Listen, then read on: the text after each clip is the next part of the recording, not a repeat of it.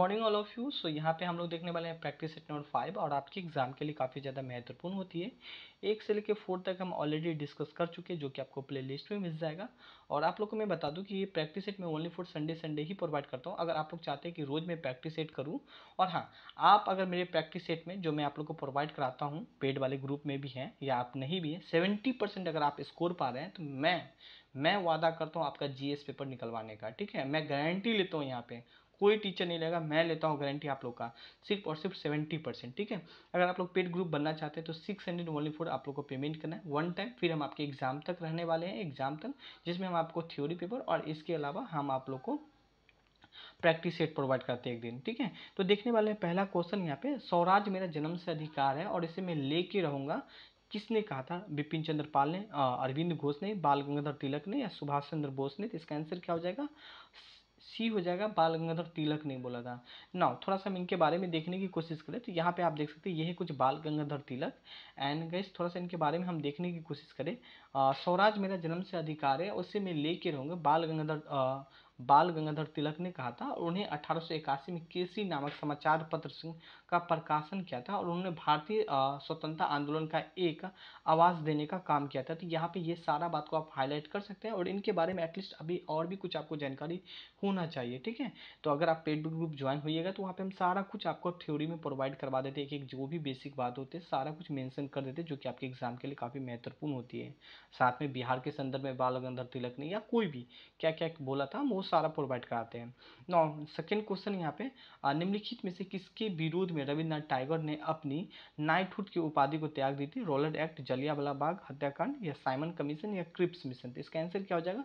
B हो जाएगा, जलियांवाला बाग हत्याकांड ना। थोड़ा सा हम इनके बारे में देख सकते हो और यहाँ पे कुछ आप इमेज देख सकते हैं। आज भी रूक आप जाएगा, अगर आप पंजाब में अमृतसर जाओगे तो यहाँ आज भी देखने, अगर आप सही से देखोगे तो बहुत ही एक अजीब सा यहाँ पे फील होगा ना। यहाँ पे हम बात करने वाले थोड़ा सा इनके बारे में देखें तो वर्ष 1915 में रविन्द्रनाथ टैगोर को ब्रिटिश सरकार ने नाइटहुड अर्थात सर की उपाधि बेसिकली दी थी, लेकिन 1919 में जलियांवाला बाग हत्याकांड के विरोध में उन्होंने नाइटहुड की उपाधि ब्रिटिश सरकार को क्या कर दिया? लौटा दिया गया था। तो काफ़ी महत्वपूर्ण पॉइंट है, यहाँ पे सारा पॉइंट को आपको हाईलाइट करना है। इनके अलावा भी कुछ और भी पॉइंट है, यहाँ पे मैं कितना बात यहाँ पे मेंशन कर पाता। नेक्स्ट क्वेश्चन यहाँ पे हम बात करने वाले हैं थ्योरी, और भारत में सेवक समाज का बेसिकली संस्थापक किसे कहा जाता है? लाला लाजपत राय को, बिपिन चंद्र पाल को, गोपाल कृष्ण गोखले को, या भगत सिंह को? तो यहाँ पे हम इसका आंसर क्या देंगे? गोपाल कृष्ण गोखले। सो इसका आंसर सी हो जाएगा यहाँ पे। नाउ यहाँ पे कुछ आप इमेज में देख सकते हैं, ये है कुछ गोपाल कृष्ण गोखले। और थोड़ा सा हम इनके बारे में देखने की कोशिश करें तो गोपाल कृष्ण गोखले 1905 में भारत सेवक समाज की बेसिकली स्थापना की थी। और गोपाल कृष्ण गोखले एक स्वतंत्रता सेनानी, समाज सेवक और विचारक एवं सुधारक थे। तो यहाँ पे सारा बात को हाईलाइट कर सकते हैं, सीधा भी में क्वेश्चन पूछ लिया जाएगा। नेक्स्ट क्वेश्चन यहाँ पे हम बात करें, काकोरी और ट्रेन डकैती कांड में किन क्रांतिकारियों को फांसी का सजा बेसिकली दी गई थी? तो यहाँ पे मैं बात करूँ राम प्रसाद बिस्मिल्ला को, या वीर सावर को, या प्रफुल्ल को चकी को, या सूर्य सेन को? तो इनका आंसर क्या हो जाएगा?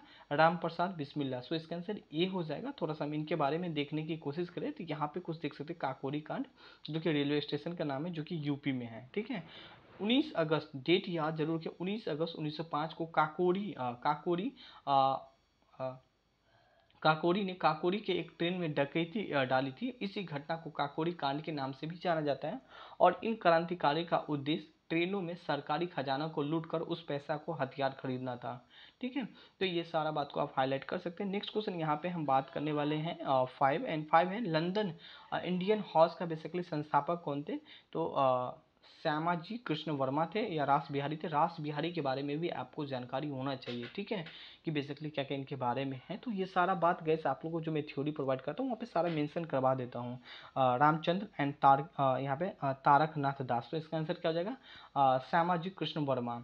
नाउ थोड़ा सा हम इनके बारे में देखने की कोशिश करें तो ये इससे बेसिकली एक राष्ट्रवादी वकील और पत्रकार Shyamaji Krishna Indian home rule society और इंडिया हाउस लंदन भारतीय समाजशास्त्री के संस्थापक थे। तो यहाँ पे सारा बात आप हाईलाइट कर सकते हैं, काफ़ी महत्वपूर्ण पॉइंट है यहाँ पे। नाउ नेक्स्ट क्वेश्चन मैथ, आपके एग्जाम में मैथ भी आने वाला है। तो यहाँ पे हम बात करने वाले हैं, यदि विड्थ, विड्थ मतलब होता है सर्कल, एंड ए और बी, ठीक है, त्रिज्या यहाँ पे बात करने वाले हैं, और 1.5, और यहाँ पे मैं बात करूँ अनुपात 1 है, ठीक है। तो उनका बेसिकली क्षेत्रफल का अनुपात क्या हुआ, तो क्षेत्रफल ऑलरेडी जानते हैं पाई आर स्क्वायर होता है, ये बेसिक क्वेश्चन है, ठीक है।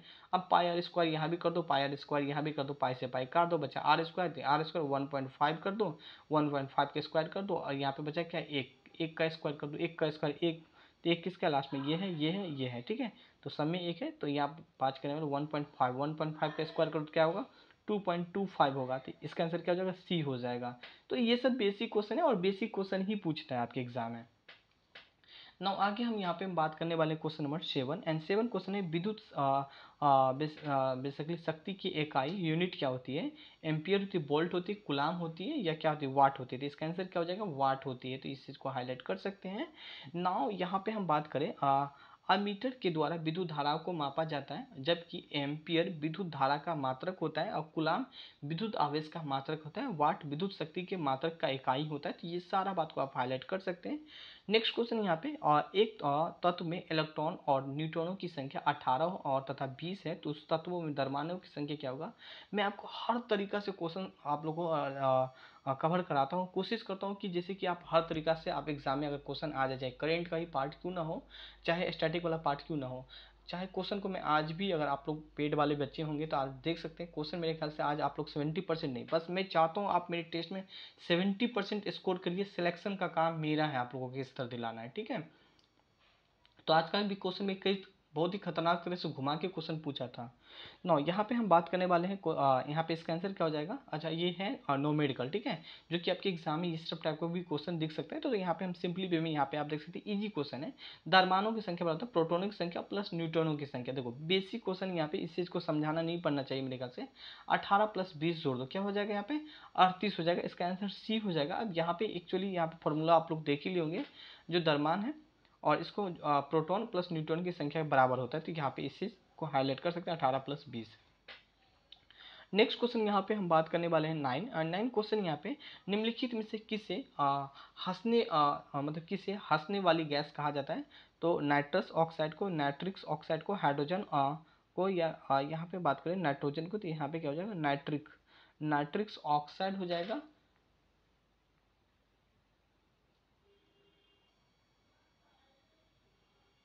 ए हो जाएगा इसका आंसर, नाइट्रिक्स ऑक्साइड हो जाएगा। नाउ सो थोड़ा सा यहाँ पे देख सकते हैं, लाफिंग गैस या हंसने वाली गैस को वैज्ञानिक का नाम नाइट्रस ऑक्साइड है। यह एक रंगीन और गंधहीन गैस है, जिसका खोज एक अंग्रेजी वैज्ञानिक जोसेफ ने किया था। कब किया था, तो यहाँ पे डेट इसका याद नहीं है, बस थोड़ा सा आप जोसेफ के बारे में याद रख सकते हैं। नाउ नेक्स्ट क्वेश्चन यहाँ पे, ग्रीन गैस का मुख्य घटक क्या है, ठीक है।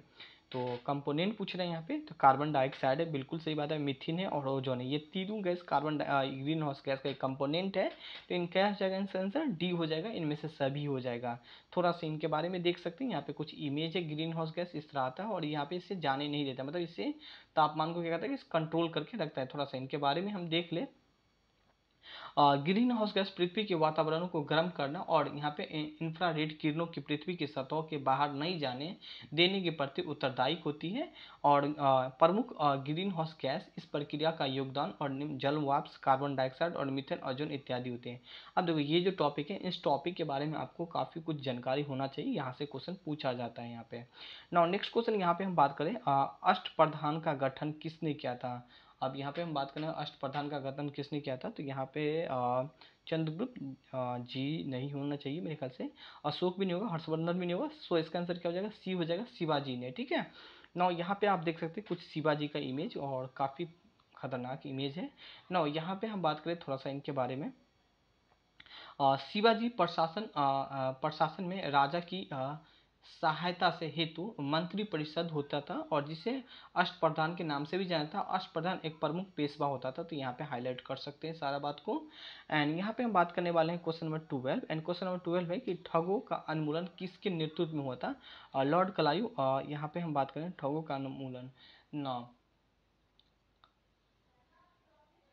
कैप्टन सलीमन, लॉर्ड मिंटो, या अलेक्जेंडर। तो देखो यहाँ पे इसका आंसर क्या हो जाएगा, कैप्टन सलीमन हो जाएगा। सो इसका आंसर बी हो जाएगा। और थोड़ा सा इनके बारे में देखें, 17वीं से लेकर 18वीं शताब्दी में बुल्देलखंड किस से विदर्भ क्षेत्रों तक ठगी प्रचलित थी और इसे समाप्त करने के लिए ब्रिटिश सरकार ने एक विशेष पुलिस दस्ता कर्नल सलीमन के नेतृत्व में तैयार की थी और ठगी समापन governor general lord William Bentinck के कार्यकाल में संपन्न हुआ था, तो हाईलाइट कर सकते हैं। और नेक्स्ट क्वेश्चन यहाँ पे हम बात करने वाले हैं 13 और 18वीं शताब्दी ईसा पूर्व में भारत के 16 महाजनपद का उदय बिहार से क्वेश्चन है और इनमें से बेसिकली कितने महाजनपद वर्तमान बिहार के क्षेत्र में स्थित है, तो 2, 3, 4, 5, तो इसका आंसर क्या हो जाएगा, 3 जनपद है। अब 3 कौन कौन सा है थोड़ा सा हम इनके बारे में देख ले। एंड ये बिहार का ही बेसिकली क्वेश्चन, क्योंकि आपके एग्जाम में बिहार भी देखने वाले हैं। अच्छा है यहाँ पे नहीं, मैं आप लोग को बता देता हूँ। देखो कौन कौन सा है, तो एक वज्जी है, ठीक है, एक मगध है यहाँ पे, और एक आप लोग का कौन सा है, अंग है, ठीक है। तो ये 3 पॉइंट को आप हाईलाइट कर सकते हैं। ना आगे हम यहाँ पे हम बात करने वाले हैं बिहार के किन क्षेत्रों में अंग महाजनपद स्थित है। तो अंग महाजनपद के बारे में पटना, गया, और यहाँ पे बात करने वाले हैं मुजफ्फरपुर, वैशाली में नहीं होगा, यहाँ ये भी नहीं होगा। एंड यहाँ पे भागलपुर और मुंगेर हो जाएगा। जो मुंगेर अंग महाजनपद है वो भागलपुर और मुंगेर का क्षेत्र था, ठीक है। तो इस चीज़ को हाईलाइट कर सकते हैं। सो इसका आंसर सी हो जाएगा। नेक्स्ट क्वेश्चन है मगध महाजनपद की राजधानी का कौन था। इजी क्वेश्चन है, मुझे लगता नहीं कि इससे ज़्यादा इजी क्वेश्चन और कोई होगा। सारा बेसिक क्वेश्चन ही मैं लिया हूँ बिहार के संदर्भ में, और ये एंशियंट, ठीक है, प्राचीन हिस्ट्री का भी पार्ट है और बिहार का भी पार्ट है। तो इसका आंसर क्या हो जाएगा, ग्रीविज, पाटलिपुत्र, गया, चंपा। तो इसका आंसर क्या हो जाएगा, ए हो जाएगा। एंड थोड़ा सा इनके बारे में देख लें यहाँ पे। मगध प्राचीन भारत का 16 महाजनपदों में से एक था और आधुनिक में पटना, गया जिले में इसमें शामिल थे और इसकी राजधानी ग्रीविज और पाटलिपुत्र था, तो हाईलाइट कर सकते हैं यहाँ पे। एंड यहाँ पे हम बात करने वाले हैं क्वेश्चन नंबर 16।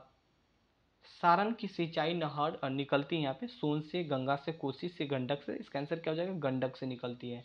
सो इसका आंसर डी हो जाएगा। यहाँ पे थोड़ा सा हम इनके बारे में देखें। सारण सिंचाई नहर बिहार के सारण जिले के समीप गंडक नदी से निकलते हुए नहर है और गंडक नदी नेपाल से निकलना और बिहार में प्रवेश करती है, तो यहाँ पे हाईलाइट कर सकते हैं। नेक्स्ट क्वेश्चन यहाँ पे हम बात करने वाले हैं 17 एंड 17 क्वेश्चन, निम्नलिखित कॉलेजों के सर्वप्रथम किसकी स्थापना हुई थी। हिंदू कॉलेज कलकत्ता का, दिल्ली कॉलेज और मेयो कॉलेज का, और मुसलमान। यहाँ पे हम बात करने वाले, इसका आंसर हो जाएगा हिंदू कॉलेज कोलकाता ही होगा। तो इसका आंसर ए हो जाएगा। यहाँ पे देख सकते हैं कुछ इमेज में, यहाँ पे कुछ हिंदू कॉलेज कलकत्ता में आज भी आपको मिल जाएगा। राजा राम मोहन राय आधुनिक शिक्षा के सबसे प्रारंभिक प्रचारकों में से एक थे और 1817 में डेट बहुत कुछ यहाँ पे मैं आज जितना भी कुछ डिस्कस किया हूँ ना, जितना भी हिस्ट्री में बिहार के संदर्भ में लिया हूँ, आगे साइंस भी हो, तो इन सब के बारे में बहुत कुछ जानकारी होना चाहिए। हाल ही का मैं छोटा छोटा पॉइंट ही मेंशन किया, अगर बड़ा बड़ा पॉइंट मेंशन करता तो काफ़ी लंबा हो जाते हैं यहाँ पे। और यहाँ पे बात कर 1817 में ही उन्होंने डेविस हेयर और अलेक्जेंडर डफ के साथ बेसिकली मिलकर कलकत्ता में प्रसिद्ध हिंदू कॉलेज की बेसिकली स्थापना किया था। तो काफ़ी महत्वपूर्ण पॉइंट है, हाईलाइट कर सकते हैं। नेक्स्ट क्वेश्चन यहाँ पे हम बात करें, निम्नलिखित में से किसने भारतीय विश्वविद्यालय के धार्मिक शिक्षाओं के लिए प्रबल रूप से एक वकालत की थी। बाल गंगाधर तिलक, स्वामी विवेकानंद, महात्मा गांधी या मदन मोहन मालवीय। तो यहाँ पे इसका आंसर क्या जाएगा, मदन मोहन मालवीय हो जाएगा यहाँ पे इसका आंसर। सो इसका आंसर डी हो जाएगा। थोड़ा सा हम देखें क्या मदन मोहन मालवीय कैसे दिखता है। जी हाँ, यहाँ पे इमेज भी है और यहाँ पे आप देख भी सकते हैं ना। भारतीय विश्वविद्यालय धार्मिक शिक्षा के मदन मोहन मालवीय एक प्रबल रूप से एक वकालत की थी। एंड मदन मोहन मालवीय अग्रणी राष्ट्रवाद और देशभक्त थे। ये आरंभ में ही स्कूल के अध्यापक और बाद में व्यावसायिक और वकील रहे थे, तो यहाँ पे हाईलाइट कर सकते हैं। एंड नेक्स्ट क्वेश्चन यहाँ पे हम बात करें 19 हाल ही में किसके द्वारा शिक्षा की वार्षिक स्थिति का रिपोर्ट प्रकाशित किया जाता है। तो इसका आंसर क्या हो जाएगा, UNDP नहीं होगा। यहाँ पे क्या हो जाएगा, प्रथम फाउंडेशन के द्वारा जारी किया जाता है, ठीक है। शिक्षा की वार्षिक स्थिति का रिपोर्ट प्रथम फाउंडेशन के द्वारा 17 मई 17 नवंबर, ठीक है, 2021 को बेसिकली प्रकाशित हुआ था, तो यहाँ पे हाईलाइट कर सकते हैं। नेक्स्ट क्वेश्चन यहाँ पे हम बात करें, निम्नलिखित के संविधान में से किस संविधान संशोधन अधिनियम को लघु संविधान कहा गया है। तो 42वें को, 44वें को, 46वें को, 50वें को। तो इनका आंसर क्या हो जाएगा, लघु संविधान 42वें को बोला जाता है। थोड़ा सा हम इनके बारे में देखने की कोशिश करें। संविधान 42वें संविधान का 42वां संशोधन अधिनियम लघु संविधान के नाम से भी जाना जाता है, क्योंकि यह संविधान कई बदलाव लाया था। नेक्स्ट क्वेश्चन यहाँ पे हम बात करें, एक परमाणु के केंद्र में धन आवेश के हिस्सा कहलाता है। इजी क्वेश्चन है मेरे ख्याल से। धन आवेश किस में होता है, कैसे, यहाँ पे न्यूट्रॉन में होता है, तो यहाँ पे हाईलाइट कर सकते हैं। सो इसका आंसर बी हो जाएगा। सॉरी गाइस, यहाँ पे न्यूक्लियस होगा।